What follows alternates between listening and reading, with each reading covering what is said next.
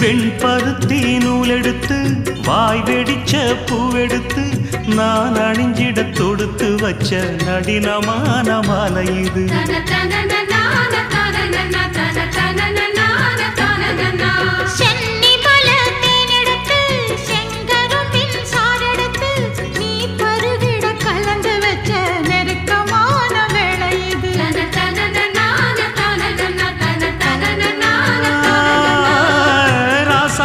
உடம்பிருக்கும் ரவிக்க துணி நானாக அன்னாடம் சூடி கொள்ள ஆசை வச்சாகாதா.